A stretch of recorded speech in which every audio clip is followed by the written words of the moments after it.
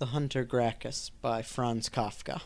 Two boys were sitting on the wall by the jetty playing dice. A man was reading a newspaper on the steps of a monument in the shadow of a hero wielding a saber. A young girl was filling her tub with water at a fountain. A fruit seller was lying close to his produce and looking out to the sea. Through the empty openings of the door and window of a bar, two men could be seen drinking wine in the back. The landlord was sitting at a table in the front dozing. A small boat glided lightly into the small harbor, as if it were being carried over the water. A man in a blue jacket climbed out onto land and pulled the ropes through the rings. Behind the man from the boat, two other men in dark coats with silver buttons carried a bear, on which, under a large silk scarf with a floral pattern and fringe, a man was obviously lying. No one bothered with the newcomers on the jetty, even when they set their bear down to wait for their helmsman, who was still working with the ropes. No one came up to them. No one asked them any questions. No one took a closer look at them. The helmsman was further held up a little by a woman with disheveled hair, who now appeared on deck with a child at her breast. Then he came on, pointing to a yellowish two-story house which rose close by, directly on the left near the water. The bearers took up their load and carried it through the low door furnished with slender columns. A small boy opened a window, noticed immediately how the group was disappearing into the house, and quickly shut the window again. The door closed. It had been fashioned with care out of black oak wood. A flock of doves, which up to this point had been flying around the bell tower, came down in front of the house. The doves gathered before the door as if their food was stored inside the house. One flew right up to the first floor and pecked at the window pane. They were brightly colored, well cared for, lively animals. With a large sweep of her hand, the woman on the boat threw some seeds towards them. They ate them up and then flew over the woman.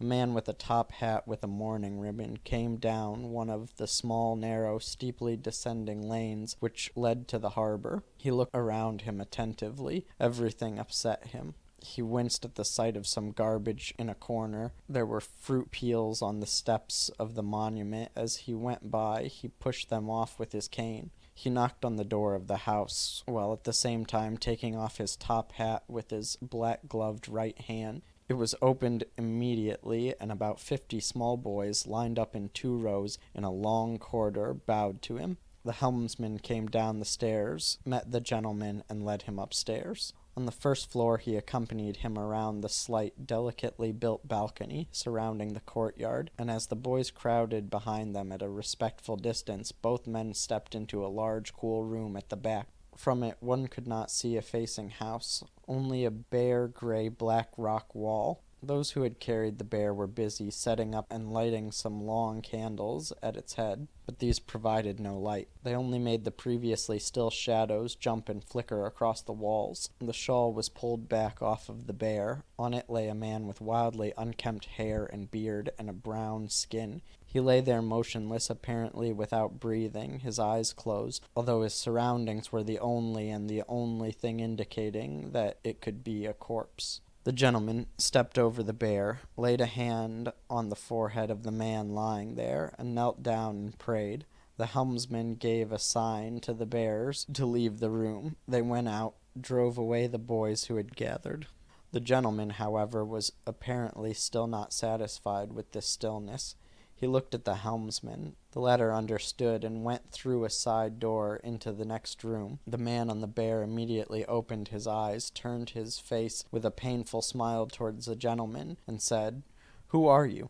Without any surprise, the gentleman got up from his kneeling position and answered, "The burgomaster of Riva." The man on the bear nodded, pointed to a chair, and stretched his arms out feebly. And then after the burgomaster had accepted his invitation, he said, "Yes, I knew that, burgomaster. But when I first glanced around, I've always forgotten it all. Everything is going in circles around me, and it's better for me to ask, even when I know everything. You also presumably know that I am the Hunter Gracchus." "Of course," said the burgomaster. "I received the news today during the night. We had been sleeping for some time. Then around midnight my wife called. Salvatore, that's my name. Look at the dove in the window. It was really a dove, but as large as a rooster. It flew up to my ear and said, "Tomorrow the dead hunter Gracchus is coming. Welcome him in the name of the city." The hunter nodded and pushed the tip of his tongue between his lips. "Yes, the doves fly here before me.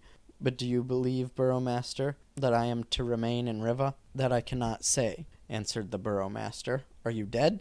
"Yes," said the hunter. "As you see, many years ago, it must have been a great many years ago, I fell from a rock in the Black Forest, that's in Germany, as I was tracking a chamois. Since then, I have been dead." "But you're also alive," said the Burgomaster. "To a certain extent," said the hunter.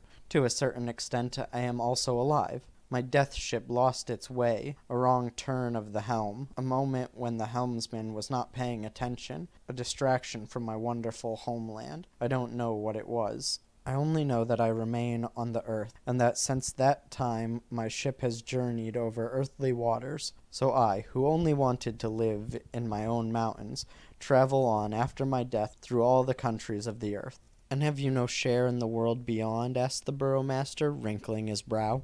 The hunter answered, "I am always on the immense staircase leading up to it. I roam around on this infinitely wide flight of steps, sometimes up, sometimes down, sometimes to the right, sometimes to the left, always in motion. From being a hunter, I've become a butterfly. Don't laugh." "I'm not laughing," answered the Burgomaster. "That's very considerate of you," said the hunter. "I am always moving, but when I go through the greatest upward motion, and the door is shining right above me, I wake up on my old ship still drearily stranded in some earthly stretch of water. The basic mistake of my earthly death grins at me in my cabin.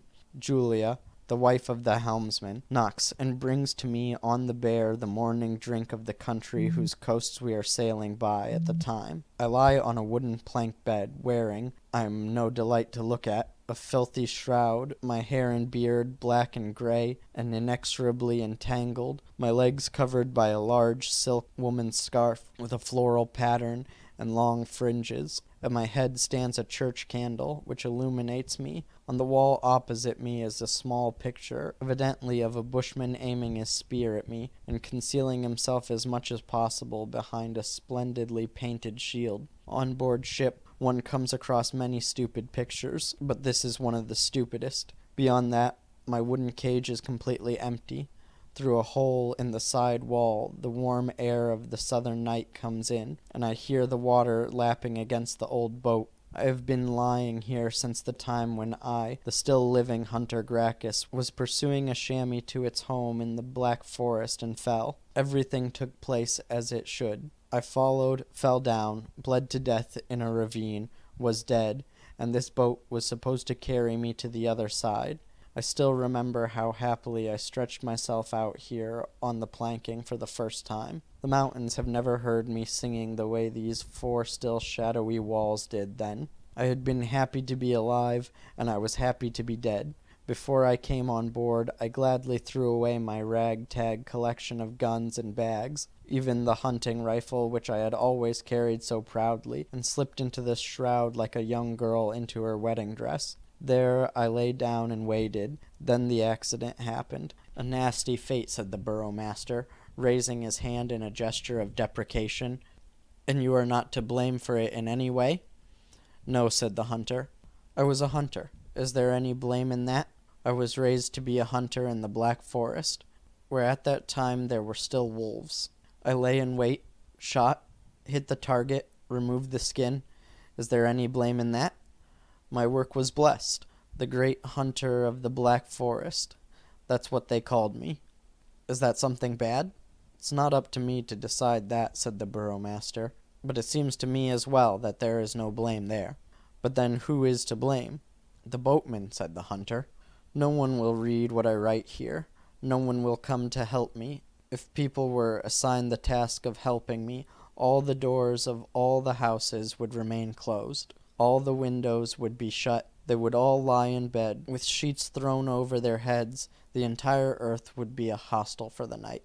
And that makes good sense, for no one knows of me, and if he did he would have no idea of where I was staying. And if he knew that, he would still not know how to keep me there, and so he would not know how to help me. The thought of wanting to help me is a sickness, and has to be cured with bed rest. I know that, and so I do not cry out to summon help, even if at moments when I have no self-control. For example, right now, I do think about that very seriously. But to get rid of such ideas, I need only look around and recall where I am, and this I can assert with full confidence. I have lived for centuries. That's extraordinary, said the burgomaster. Extraordinary. And now are you intending to remain with us in Riva? I have no intention, said the hunter with a smile, and to make up for his mocking tone, laid a hand on the burgomaster's knee. I am here. I don't know any more than that. There's nothing more I can do. My boat is without a helm. It journeys with the wind which blows in the deepest regions of death.